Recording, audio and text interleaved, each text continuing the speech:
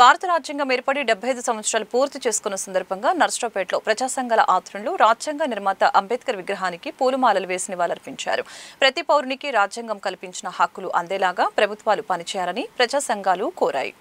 అలగారిన కులాలకి రాజ్యాంగం ఇచ్చినటువంటి హక్కులు అవి ఈ రోజున ఇప్పుడున్నటువంటి పాలకులు దుర్వినియోగం చేస్తున్నారు. డాక్టర్ బిఆర్ అంబేద్కర్ గారు ఈ దేశంలో ఉన్నటువంటి దళిత ప్రజలకి ముఖ్యంగా చాలా హక్కులు రాజ్యాంగపరంగా ఇచ్చినప్పటికీ ఏర్పాటు చేసినప్పటికీ అవి అమలు చేయకుండా తూట్లు పొడుస్తూ ఈనాటి పాలకులు కోటాను కోట్ల రూపాయలు ప్రజల సంపదలు దోచుకునే వైపు వెళ్ళిపోయారు.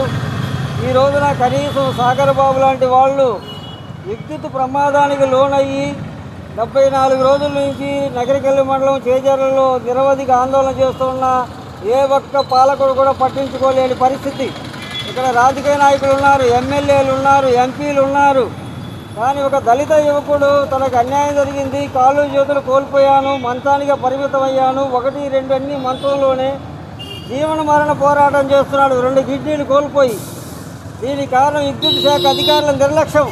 ఈ భారతదేశానికి అత్యున్నతమైనటువంటి రాజ్యాంగాన్ని అందించి 1949 నవంబర్ 26వ తేదీన ఆనాడు ఉండబడినటువంటి కాంగ్రెస్ ప్రభుత్వానికి ఏదైతే ప్రపంచంలో ఉన్నటువంటి రాజ్యాంగాలని అవపోషం పట్టి ఉన్న రాజ్యాంగాల కల్లా గొప్ప రాజ్యాంగానికి భిన్నత్వంలో ఏకత్వం కలిగినటువంటి రాజ్యాంగాన్ని, విభిన్న సంస్కృతులు కలిగినటువంటి రాజ్యాంగాన్ని 2 సంవత్సరాల 11 నెలల 18 రోజుల కాల వ్యవధిలో ఆనాటి కాంగ్రెస్ ప్రభుత్వానికి అందించిన రోజు నవంబర్ 26.